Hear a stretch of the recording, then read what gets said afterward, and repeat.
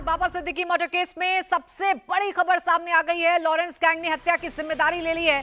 Social media post के जरिए murder को अंजाम देने का दावा किया गया है। वारदात में शामिल 2 आरोपी फिलहाल गिरफ्तार हैं और तीसरे की शिनाख्त हो गई है, जिसकी तलाश में 3 स्टेट में पुलिस की 15 टीमें दबिश दे रही हैं। फरार तीसरे शूटर का नाम शिव कुमार बताया जा रहा है। सूत्रों की माने तो पूरी वारदात को उसी ने लीड किया है। मुंबई पुलिस की ताबड़तोड़ रेड जारी है और पता लगाने की कोशिश की जा रही है कि तीसरा आरोपी, जो तीसरा शूटर है, आखिर वो फरार होकर कहां पर छिपा हुआ है। यूपी में भी तलाशी हो रही है।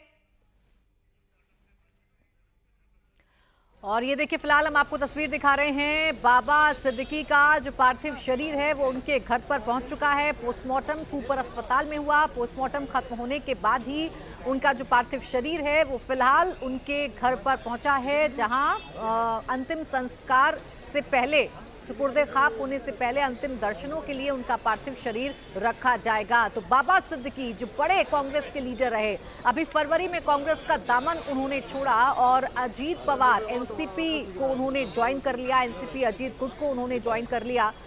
उनकी हत्या कल दशहरे दिन वाले दिन की गई, उस वक्त जब वो अपने बेटे जिशान के साथ उसके दफ्तर में बातचीत कर रहे थे, समर्थकों से मिल रहे थे। जैसे ही दफ्तर से बाहर निकले, वैसे ही पहले से घात लगाए बैठे जो 3 शूटर्स थे, उन्होंने ताबड़तोड़ गोलियों की बरसात कर दी, जिसमें बाबा सिद्दीकी की मौत हो गई।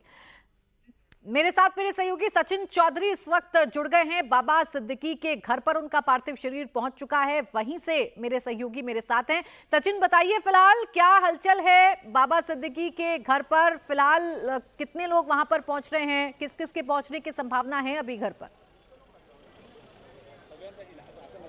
जी प्राची, मैं आपको सीधी तस्वीर दिखाना चाहूँगा कि ये यहाँ पर मकबा हाइट्स नाम की इमारत है, जहाँ पर ये रेसिडेंस है बाबा सिद्दीकी इनका।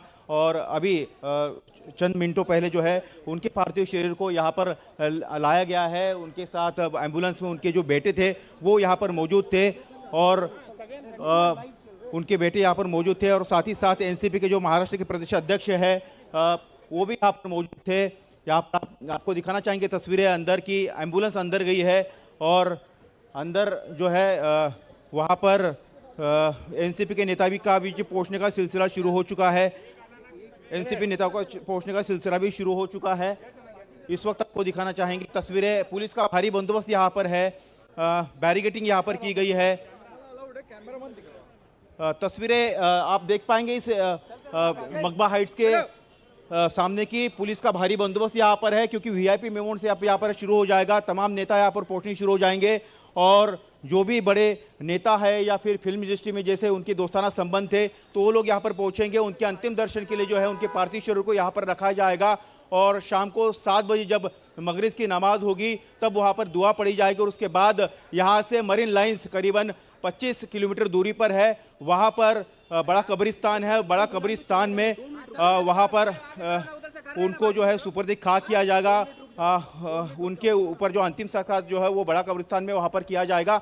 इस वक्त जो तस्वीरें हैं आप देख पाएंगे कि पुलिस का भारी बंदोबस्त यहाँ पर लगा हुआ है।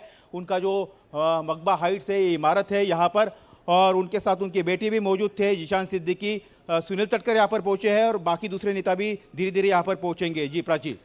देखिए, नेताओं के पहुंचने का सिलसिला अब से थोड़ी देर में शुरू हो जाएगा। बॉलीवुड की हस्तियां भी बाबा सिद्दीकी के घर पर पहुंच सकती हैं, क्योंकि बाबा सिद्दीकी एक बड़ा नाम ना सिर्फ राजनीति में थे, सियासत की दुनिया में थे, बल्कि बॉलीवुड सेलिब्रिटीज से उनकी जो नजदीकियां थी वो भी चर्चाओं का विषय रहा करती थी। बाबा सिद्दीकी एक कड़ी बने जब शाहरुख और सलमान के बीच में दुश्मनी को खत्म करवाना था, उन्हें दोस्ती करवाना था, और वही बाबा सिद्दीकी फिलहाल इस दुनिया को अलविदा कह रहे हैं।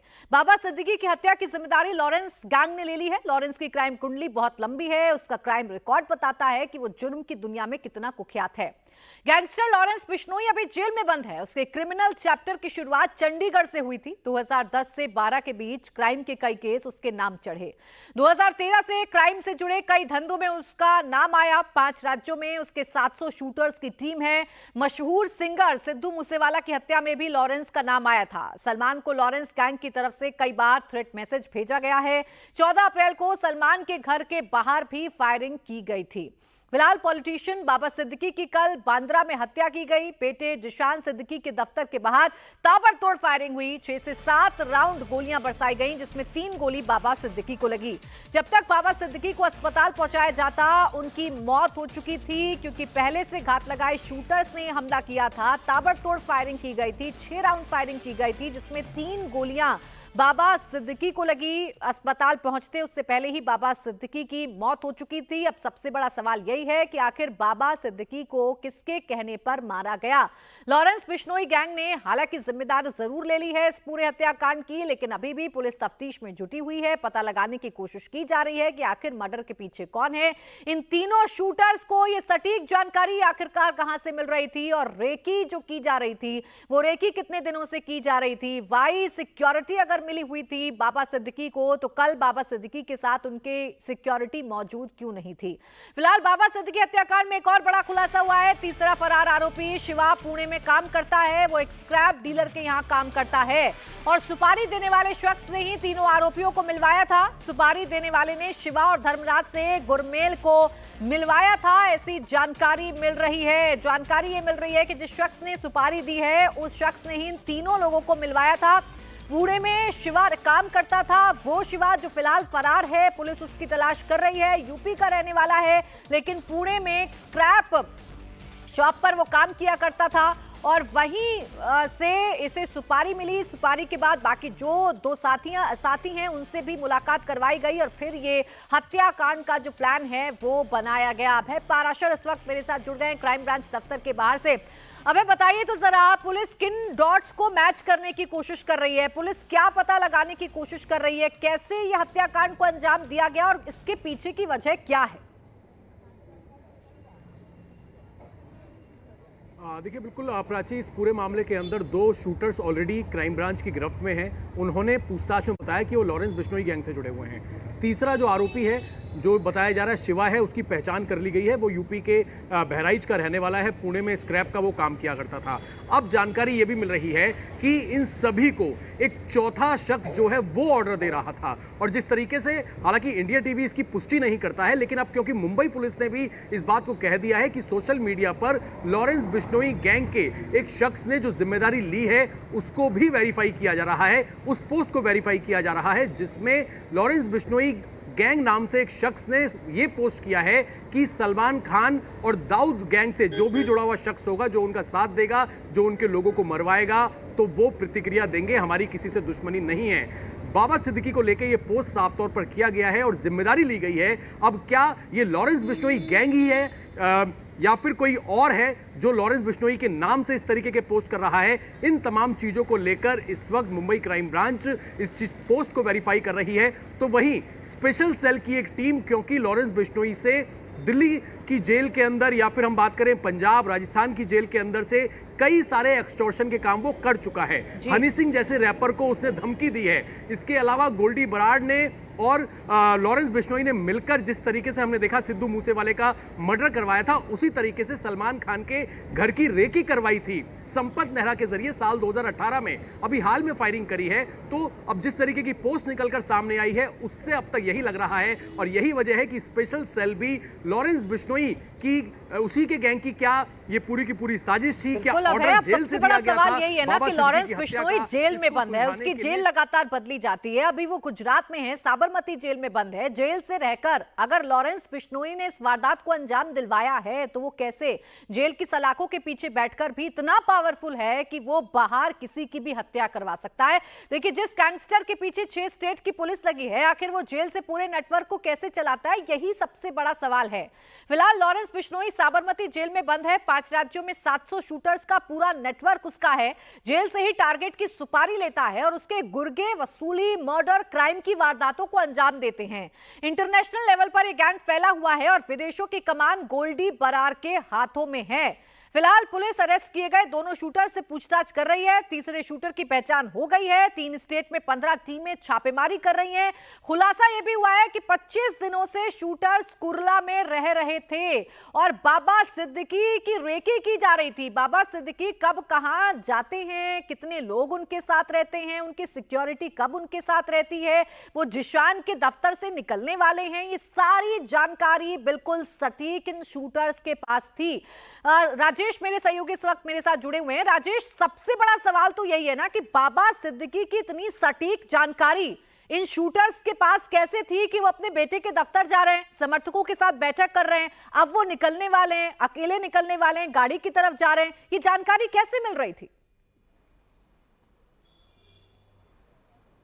बिल्कुल सही सवाल आपने उठाया और यही वजह है कि मुंबई पुलिस ने जांच का दायरा जो है वो बढ़ाया है। सिर्फ लॉरेंस बिश्नोई के एंगल से वो जांच नहीं कर रही है कि वो ये भी जांच कर रही है कि क्या कोई करीबी है, क्या कोई बिजनेस राइवल है या फिर कोई पॉलिटिकल राइवल है जो बाबा सिद्दीकी को खत्म करना चाहता था और जिसने ये सुपारी दी है। क्योंकि इतनी बारीक जानकारियां कि बाबा सिद्दीकी कितने बजे जिशान के दफ्तर आते हैं और कितने बजे वहां से निकलते हैं। और एक और जानकारी सामने आई कि बाबा सिद्दीकी कभी भी गाड़ी जो है वो जिशान के दफ्तर के सामने पार्क नहीं करते थे, क्योंकि वहां पर जिशान सिद्दीकी की गाड़ी पार्क रहती थी। वो 100 मीटर दूर गाड़ी पार्क करते थे और ये बात पता थी हमलावर को। ये बात रेकी के जरिए जिसने सुपारी दी थी उसने भी बताई थी। ये बात उन हमलावरों को पता थी। यही वजह है कि वो गाड़ी के पास इंतजार कर रहे थे और बाबा सिद्दीकी पर उन्होंने ताबड़तोड़ फायरिंग कर उनकी हत्या कर दी। इस वक्त मैं प्राची किला कोर्ट में मौजूद हूं और यहां पर थोड़ी देर में ही दोनों शूटर्स जिन्हें मुंबई पुलिस की क्राइम ब्रांच ने गिरफ्तार किया है उन्हें यहां पर पेश किया जाएगा। और यहां पर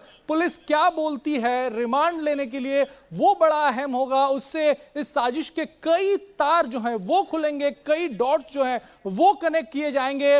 वायरल पोस्ट जो है जो लॉरेंस बिश्नोई के हवाले से जिस पोस्ट का जिक्र किया जा रहा है उस पर मुंबई पुलिस ने साफ कहा है कि हम इसकी ऑथेंटिसिटी को वेरीफाई कर रहे हैं। साथ ही कॉन्टेक्स्ट, किस कॉन्टेक्स्ट में किया गया है, किस संदर्भ में किया गया है, हम उसे भी वेरीफाई कर रहे हैं। लेकिन इतना अहम जरूर है कि मुंबई पुलिस ने डिनाई नहीं किया है। इन दोनों आरोपियों ने पुलिस को क्या बताया है, इन दोनों शूटर्स ने क्या खुलासे किए हैं, ये दोनों शूटर्स क्या कोई थ्योरी बताने की कोशिश कर रहे हैं, लॉरेंस बिश्नोई का नाम इन्होंने क्यों लिया है, ये तमाम बातें पुलिस को क्या पता है, इन तमाम बातों का पटाक्षेप होगा जब कोर्ट में इन दोनों आरोपियों को पेश किया जाएगा। फिलहाल बाबा सिद्दीकी की हत्या में शामिल आरोपियों की पहचान हो चुकी है।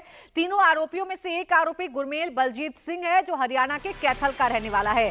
गुरमेल सिंह के घर पहुंचे इंडिया टीवी संवाददाता, एक रिपोर्ट आपको दिखाते हैं उसके घर से।